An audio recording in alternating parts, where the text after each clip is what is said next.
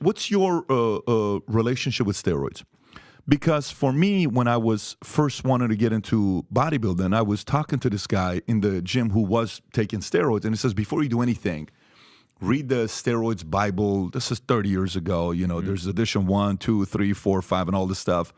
And then there's a couple other books that have been written about this. Back then, there was a video done with Mr. Olympia guys being interviewed with their faces was blurry.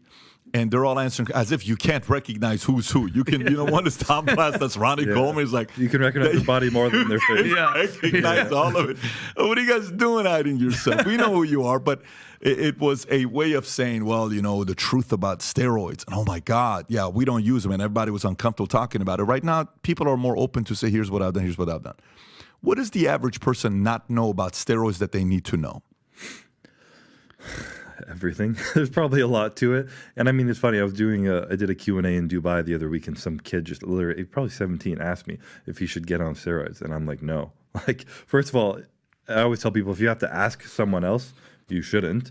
And the side effects to it can vary so greatly depending on the person. You just never know what you're going into. You could do one cycle and then your natural testosterone could be dumped for the rest of your life, where you have to be on TRT forever. It can make you infertile. It can lead to more risk of heart disease, increase of cholesterol. It can affect your liver, all your organs. It can be very damaging, especially when abused, which is typically people can get addicted, not addicted like a drug, but you get addicted to the result and how you feel, how you look and all that stuff.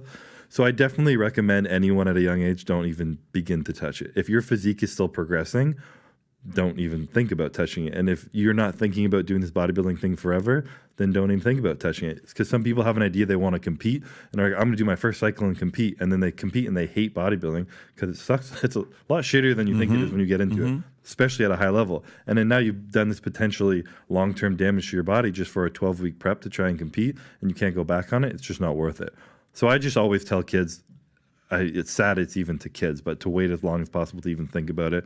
Make sure that your nutrition, your recovery, your training is all perfect, and it's been perfect for years to the point where you've hit your natural plateau where you can't really make progress anymore. And then entertain, is it really worth it to you? Understand the risk. Is the risk worth it to you? Is it going to be a long-term thing? Or are you building a career, going to school, and this is just like a side hobby? And is that really worth risking your health, How do you educate yourself? Like if I want to learn more, how do I start? Okay, because today, if you're above 40 and you go see a not a doctor, there's some of these guys that you go to and, hey, I'm a lifestyle doctor. Anytime you hear words like this, lifestyle, we can get you on TRT, peptides, all this other stuff. Let's see your blood levels. Let's do your blood test. Oh, okay, your testosterone level's only 320. That's not good for your heart. And there's a book that came out called The Ageless Man that anybody they tested with rats, and if your testosterone levels below this, it's actually got an increased chance of a heart attack and all this stuff. This book that came out, Ageless Man, a lot of people talk about this.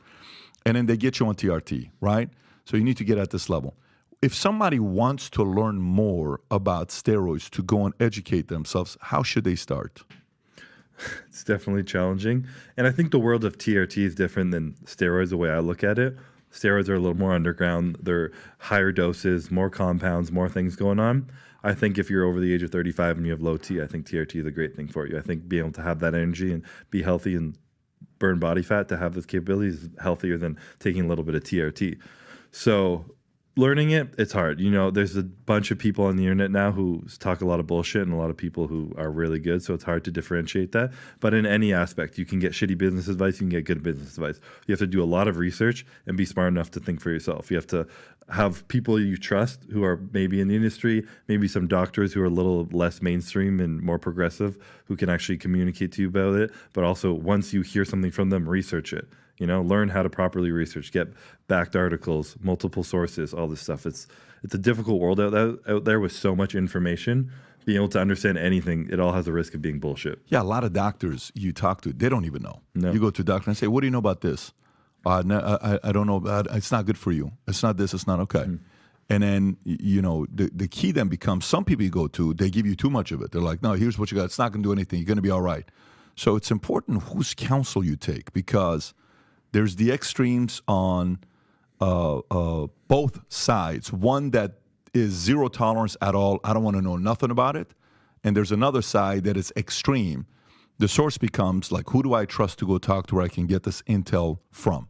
And is there a book or a website or an article or somewhere to go to where you like start here and then go from there, or no? No, really, no. Really? No, not that I would ever come across myself. Not the fact that you would ever come across yourself. How did you learn about it? Like for even you to be at where you're at, like who did you, like maybe not even a name, but was it yourself like, hey, everybody's talking about this. What is anadrol 50? What is Deca? What are the compounds that do well together? Is Winnie good for you? What's Winstrol? What's water-based? What's oil-based? What's oral? What's this? What's that? Like, how did you start learning about all this stuff? Or was it the fact that maybe you had somebody in your life that had already years of education where you had an edge because somebody could tell you, don't waste your time with this, do this, this is what this guy did, that's what these guys are using, let's go research that, let's start out with the blood. Is that where kind of you had a little bit of insight? It was definitely a bit of both of that. Yeah, that makes sense. And I've always been a relationship person, and I'm building relationships is like the biggest thing, progressing in anything, having people you can trust. So I had people who could trust who were helping me, and they were always like, minimum effective dose, always. Start with the least possible and then go up from there. And then at a young age, I had a run-in with my health issues, and that's when I was like, okay, well, like this didn't cause it, but it could make it worse. So you hear things like tren and anadrol and all these things, and these are the hardcore ones. All right, hardcore usually means harder on your body as well. If it works more, it's probably harder on your body. Stay away from those. Do the more...